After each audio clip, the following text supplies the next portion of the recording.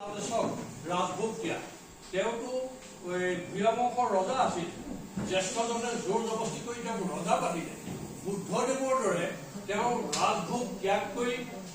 ধৰ্ম প্ৰচাৰ কৰিবৰ কাৰণে সৰল জীৱন যাপনলৈ গুচি গ'ল মই খকে কৈ গৈছো তাৰপিছত গুৰুতলতে বাল্যকালত কৰতল কমল সেই কবিতাটো লিখি বিষ্ণুৰ গোটেই ৰূপ বৰ্ণনা সন্নিৱিষ্ট কৰিলে সৰলভাৱে ল'ৰালি কালতে তাৰপিছত হওক বৈদিক নিয়মৰ যিটো আমাৰ ব্ৰাহ্মণপন্থীৰ যিবিলাক বেদ বেদান্তৰ যিবিলাক জটিল নিয়ম আমাৰ বিয়া বাৰুকা আদি কৰি সামাজিক চিষ্টেমত তেওঁ কৰিলে কি সেইবিলাক চব নিৰ্মূল কৰি দাসৰো দাস চৰণ চক্ৰৰ তলত ছায়া লোৱা বুলি কৈ সেইবোৰ সৰল কৰি লৈ আহি সাধাৰণ নিয়ম তৈয়াৰ কৰি পেলালে যে এজন শিল্পীৰ কাৰণে বিজ্ঞানৰ ছাত্ৰ মই কলাৰো অধ্যয়ন কৰা মানুহ সেইকাৰণে এই শিক্ষকৰ মাজত হৈ নতুন অৰ্থ প্ৰকাশ কৰিলে তাকে ক'ব খুজিছো আগৰটো নাম নেকি আচ্ছা শংকৰদেৱে যি সময়ত বৃন্দাবনী বস্ত্ৰ সৃষ্টি কৰিছিল সেই সময়ত প্ৰাচাত্যত কি হৈছিলে প্ৰাচাত্যত শংকৰদেৱৰ লিঅ'নাৰ্ডো ডা ভিঞ্চি বুলি ক'লে কোনে নাজানে মনালিছাৰ পৰা আদি কৰি চব সকলোৰে দেশ বিদেশৰ সকলোৰে আঙুলি মূৰত থাকে মাইকেল এঞ্জেলো বুলি ক'লে কোনে নাজানে ৰাফেল বুলি ক'লে কোনে নাজানে কিন্তু শংকৰদেৱতকৈ লিঅ'নাৰ্ডো ডা ভিঞ্চি 3 বছৰ সৰু মাইকেল এঞ্জেলো 15 বছৰ আৰু ৰাফেল 31 বছৰ গতিকে আমি যদি সমসাময়িক শিল্পী বুলি ধৰো তেতিয়াহ'লে তেখেতসকলে কি সৃষ্টি কৰি আছিলে আৰু আমাৰ শংকৰদেৱে ইয়াত কি সৃষ্টি কৰিছিলে সেইটো চাই পেলাওঁ আহক উলিয়াওক লিঅ'নাৰ্ডো ডা ভিঞ্চি মাইকেল এঞ্জেলো ৰাফেল এই তিনিজন আমি ঢেৰ আৰ্টিষ্ট আছে আমি এই তিনিজনক নিৰ্বাচন কৰিম লিঅ'নাৰ্ডো ডা ভিঞ্চি শংকৰদেৱতকৈ 3 বছৰ সৰু সেই সময়ত লিঅ'নাৰ্ডো ডা ভিঞ্চি এইসকল চিত্ৰ কৰে বহু চিত্ৰহে অংকন কৰে ফৰ্ম ভাঙি বিমূৰ্ত চিত্ৰ নকৰে ইয়াক বাস্তৱ ধৰ্মী চিত্ৰ বুলি কয় ৰিয়েল পিকচাৰ মানে এনেকুৱা ধৰণৰ পিছখন লেখক Michael Angelo creation of Adam এই একদম হুবহু বাস্তৱ ধৰ্মী চিত্ৰ অংকন কৰিছিল তাত ফৰ্ম ভঙা বা কিবা কৰা কথাটো নাই তাৰ পিছখন লেখক ৰাফেল স্কুল অফ এথেন্স এই এনেকুৱা ধৰণৰ চিত্ৰৰ চৰ্চাহে শংকৰী যুগত হৈ আছিল কিন্তু শংকৰদেৱে এই একে সময়তে বৃন্দাবনী এই পিছখন শ্লাইডলৈ যাব পাৰিব শংকৰদেৱে একে সময়তে পুথি চিত্ৰত বাস্তৱ ধৰ্মী চিত্ৰ অংকন কৰিছে আকৌ বৃন্দাবনী বস্ত্ৰত ফৰ্ম ভাঙি বিমূৰ্ত ৰূপত সৃষ্টি কৰিছে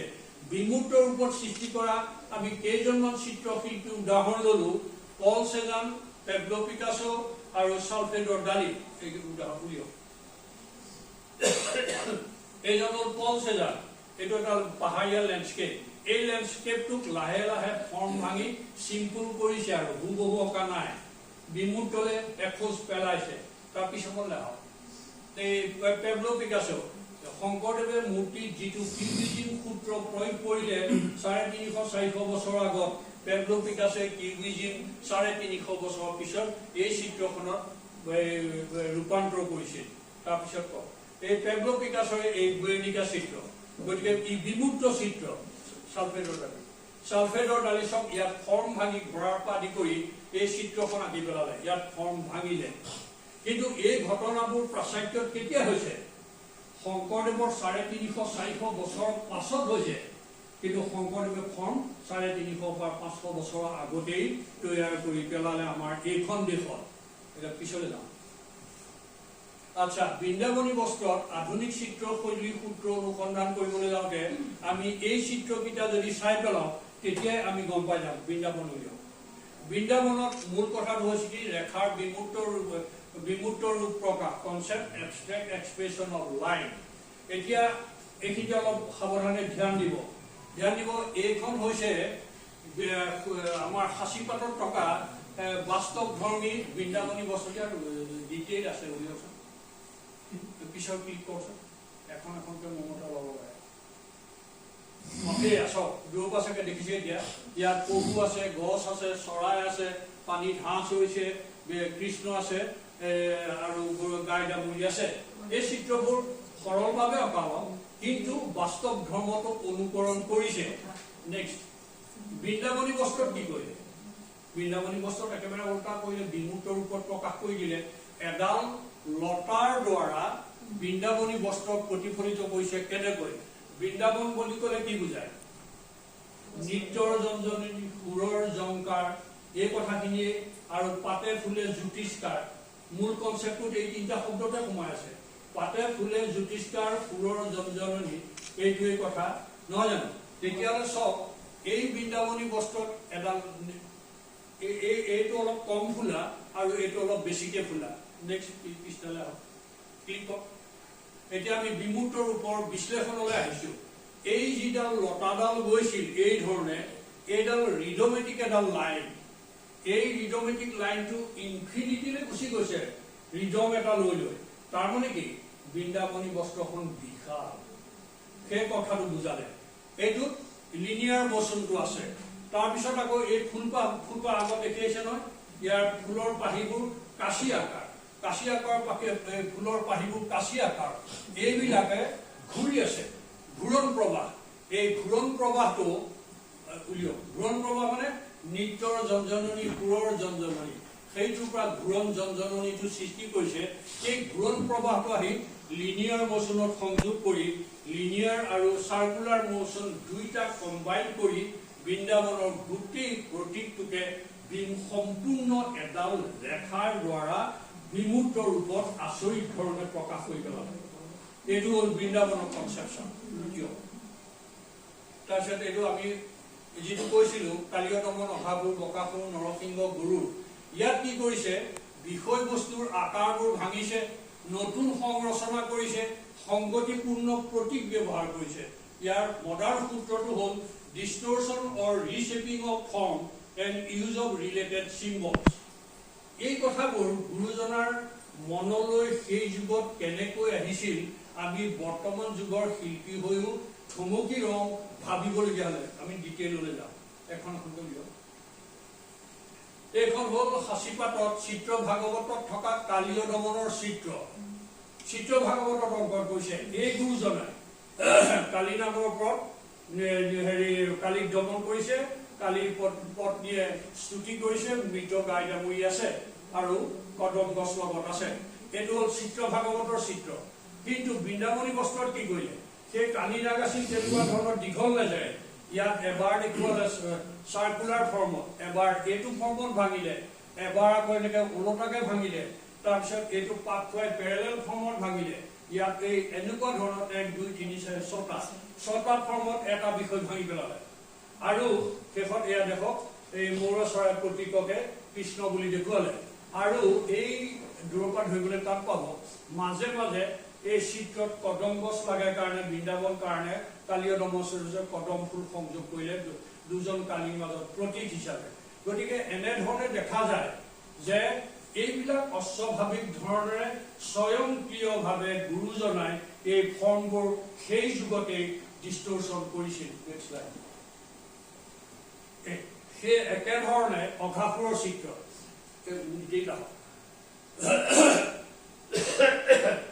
আপোনাৰ এই চিত্ৰ ভাগৱতত কালী দমনৰ চিত্ৰ বাকী অঘাসুৰৰ চিত্ৰ ডিটেইল বাস্তৱ ধৰ্ম থকা আছে কিন্তু এই অঘাসুৰক বৃন্দাবনী বস্ত্ৰত কেনেকৈ ৰূপ দিলে চব এই অঘাসুৰক ভিন্ন ৰূপত 1 2 3 তিনিটা ৰূপত অঘাসুৰক বৃন্দাবনী বস্ত্ৰত ৰূপ দি দেখুৱালে আগত কৈ আহিছো চিগা টুকুৰাবিলাক ইয়াত আছে ইয়াত অঘাসুৰ এনেধৰণে আছে কৃষ্ণ ওপৰত নাচিছে ইয়াত অঘাসুৰক ওপৰত তেনেধৰণে পাক খুৱাই দিলে আচ্ছা এই পাক খুৱাই দিয়া কথাটো আমি এতিয়া মুখেৰে কেনে সহজভাৱে কৈছো আপুনি বাৰু কাগজত ৰাখি চাবচোন নতুন বস্তু এটা গছ এজোপা ডিফৰ্ম কৰি চাব আপোনাৰ মগজে কি ক'ব ঠিক নাই কেনেকৈ কৰিম এতিয়া কি কৰিম আপুনি মূৰ ঘূৰাই বহুত সময় তথা লাগি ৰৈ থাকিব লাগিব কিন্তু এইজনেতো থাপতে অনেক ভাঙি পেলালে তাৰপিছতে বকাসুৰৰ চিত্ৰ একে কনচেপশ্যন ওপৰৰ বকাসুৰ আমাৰ চিত্ৰ ভাগৱতৰ চিত্ৰ পিছৰখিনিত একে বকাসুৰকে সেই ধৰণে নেয়াটি ৰূপান্তৰ কৰিলে আকাৰবোৰ ডিটেইল আছে পাৰ হৈ যাওক এই গৰুৰ পক্ষীটো সেই একে কথা চিত্ৰ ভাগৱতত গৰু তেনেকৈ আঁকি বৃন্দাবনী বস্ত্ৰত 4 ফৰ্মত গৰু তেনেকুৱা ধৰণৰ ৰূপ দিলে তাৰপিছতে আহক পিছলৈ এইবোৰ ডিটেইল আছে দেখুৱাই গ'ল নহয় এতিয়া চাওক এতিয়া চিত্ৰ ভাগৱতত বৃন্দাবনী বস্ত্ৰৰ সম্পৰ্কত এই চিত্ৰ ভাগৱতত এই গোপীৰ বস্ত্ৰহৰণৰ চিত্ৰ এনেধৰণে ৰূপ দিয়া আছে কৃষ্ণ গছৰ ডালত আছে আৰু এই গোপীসকলে বস্ত্ৰ তৈয়াৰ কৰিছে আচলতে গোপীসকলে কুমাৰী বয়সতে যমুনাৰ পাৰত বালিৰে কাত্যায়নী দেৱীক মূৰ্তি তৈয়াৰ কৰি কৃষ্ণক প্ৰতিৰূপে পাতি পাবলৈ ইচ্ছা কৰিলে আচ্ছা কৃষ্ণটো অন্তৰ্যামী তেওঁ পৰমাত্মা গোপী এই বৃন্দাবনী বস্ত্ৰৰ সন্নিৱিষ্ট কৰিছিলে আধ্যাত্মিক চিন্তাৰ কাৰণে আচ্ছা এই প্ৰস্তুতি কৰি জীৱাত্মা আৰু পৰমাত্মাৰ লগত মিলনৰ সুবিধা কৰি পেলাই লাষ্টত এই বৃন্দাবনত যেনিবা কৃষ্ণৰ ৰাসলীলা হ'ল সেই কথাটো এতিয়া আমাৰ এইটোৱে শেষ হ'ব যেন পাইছো মই এইটোৱে শেষ প্ৰতীক আচ্ছা চক চিত্ৰ ভাগৱতত ৰাসলীলাৰ চিত্ৰ যত গোপীক তত কৃষ্ণ মণ্ডল আকাৰত তৈয়াৰ কৰা আছে এই ডিটেইল পাম কিজানি চাওকচোন ডিটেইল পাম নেকি এই মণ্ডল আকাৰত যত গোপী তত কৃষ্ণ তেনেধৰণে নৃত্যৰ ভংগীমাত এই চিত্ৰ বাস্তৱ ধৰ্মী চিত্ৰ গুৰুজনাই সাজি পাতত তৈয়াৰ কৰিছিল নেক্সট আচ্ছা এতিয়া বৃন্দাবনী বস্ত্ৰত যেতিয়া ৰাসলীলাৰ চিত্ৰ অংকন কৰিব লগা হ'ল গুৰুজনাৰ এটা সমস্যাৰ সন্মুখীন হৈছিল সেই সমস্যাটো হ'ল কি তাঁতশালতো লাইন আকাৰ এডাল ৰেখাৰ আকাৰতহে চিত্ৰ হয় এটাৰ পিছত এটাকে চিত্ৰ দি যাওঁতে এতিয়া লাইনটোতো নুঘূৰে দুটা লাইনো দিব নোৱাৰে বাকী চিত্ৰৰ লগত বিসংগতি হৈ যায় এতিয়া গুৰুৰ সমস্যা আহিল এই লাইনটো ভাঙি লিনিয়াৰ মোচনটো ভাঙি সাৰ্কুলাৰ মোচনলৈ এতিয়া কেনেকে লৈ আহে সেই কথাটোত এটা প্ৰব্লেম আহি গ'ল সেইটো কাৰণে তেওঁ দুটা সলিউশন ল'লে আমাৰ যিটো মণ্ডল আকাৰৰ ৰেখা সেইডাল ক'ত পৰে ভূমি ভৰি লাইনত সেইকাৰণে এই চিত্ৰবিলাকৰ ভৰিবিলাক ওপৰত আছে ভূমি স্পৰ্শ কৰি এই লাইনটো ক্ৰিয়েট কৰিছে দ্বিতীয়তে কৃষ্ণ আৰু গোপী মাজত যে এই বক্ৰ ৰেখাডাল দেখিছে এই বক্ৰ ৰেখাডালৰ কোনো চিত্ৰৰ লগত সংগতি নাই এই বক্ৰ ৰেখাডাল কেলে সংযোগ কৰিলে লৈখিক প্ৰবাহৰ কিমান প্ৰবল ব্যৱহাৰ এইটো ক'ব খুজিছো এই বক্ৰ ৰেখাডাল যেতিয়া কণ্টিনিউয়াছ এটা লাইনত যায় আপুনি ক'ব নোৱাৰাকৈ এই ঘূৰণীয়াৰ কাৰণে এটা ৰিদমত ক'ব নোৱাৰাকৈ আমাৰ মনটো ঘূৰি গুচি আহে গতিকে তেওঁ এই সাৰ্কুলাৰ মোচনটোৰ কাৰণে এই ৰেখাডাল তেতিয়াৰ দিনতে এডাল ৰেখাৰ দ্বাৰা লৈখিক প্ৰবাহটোক মণ্ডল আকাৰলৈ ঘূৰাই লৈ আহিছিল এটা অস্বাভাৱিক ধৰণৰ সূত্ৰ প্ৰয়োগ কৰি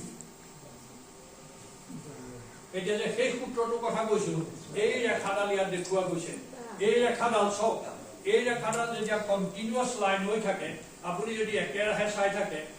আপোনাৰ যিটো আনকনচিয়াছ মাইণ্ড আপুনি ক'ব নোৱাৰাকৈ এই ৰেখাডালে আপোনাক মণ্ডল আকাৰত আকৌ পুনৰ একেটা মূৰলৈ ঘূৰাই লৈ আহিব এই কৌশলটো কিন্তু বৃন্দাবনী বস্ত্ৰত গুৰুজনাই সংযোগ কৰি গৈছে এয়া আমি উদ্ধাৰ কৰিছো ইয়াৰ পৰাই নেক্সট আচ্ছা মই যে কৈ আহিছিলো ৰাসলীলা জীৱাত্মা আৰু পৰমাত্মাৰ মিলন মানে এইটো শাৰীৰিক গতিত কৃষ্ণই বা গোপীসকলে বৃন্দাবনত নৃত্য গীত কৰি থকা গৈ নাই এইটো চিত্ৰ ভাগৱতত স্পষ্টভাৱে গুৰুজনাই অংকন কৰি থৈ গৈছে যশোদাৰ কাষত কৃষ্ণ শুয়ে আছে গোপীসকল নিজৰ স্বামীৰ লগত নিজৰ গৃহতে আছে কিন্তু পূৰ্ণিমা ৰাতি তেওঁলোকৰ আত্মা পৰমাত্মা গৈ বৃন্দাবনী বস্ত্ৰত আপোনাৰ বৃন্দাবনত এই ৰাসলীলাত মুগ্ধ হৈ আছে গুৰুজনাই স্পষ্ট কৈ থৈ গৈছে অৰ্থাৎ ইয়াৰ মাধ্যমেদি ইয়াৰ যিটো আধ্যাত্মিক তত্ত্ব সেই কথাটোৰ আমাক ইংগিত এই ধৰণেই দিলে চোৱা নৰমণি চৈ তুমি যদি শুদ্ধ অন্তৰেৰে ভগৱানক বিচাৰা ভগৱানে তোমাকো আহি আশ্ৰয় দিব এই কথাটো ক'লে এই বিষয়টো গুৰুজনাৰ অতি প্ৰিয় বিষয় সেইকাৰণে নৰমণি চৈও ভগৱানৰ লগত পৰমাত্মাৰ লগত লীন যাব পাৰি যদি ভক্তি সত্য হয়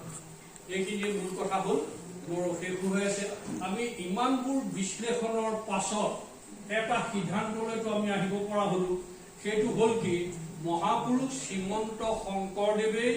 আধুনিক চিত্ৰশৈলী পৃথিৱীতে প্ৰথম জন্মদাতা। এই সূত্ৰটোত আমি উপনীত হ'ব পৰা হ'লোগে নাই বাৰু? আমি দেখকে হ'লো, কাৰণ লিঅ'নাৰ্ডৰ কথা পাতিলো, ডাভেঞ্চিৰ কথা পাতিলো, মাইকেল এঞ্জেলৰ কথা পাতিলো, 350 বছৰৰ পিছৰ আধুনিক চিত্ৰৰ কথা পাতিলো। গতিকে আমাৰ এইখন দেশতেই আধুনিক চিত্ৰৰ প্ৰথম এই জন্মদাতা এই শংকৰদেৱে এই মানে অস্বাভাৱিক কথা কিছুমান আমাক দি গ'ল, যিটো আমি ভাগ্যৰ বিড়ম্বনাত হেৰুৱাই পেলালো। এইখিনি কৈ মোৰ এই কথাখিনি সামৰণি কৰিছোঁ।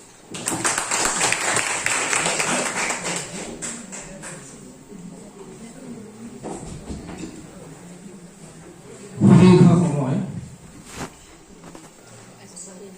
এটি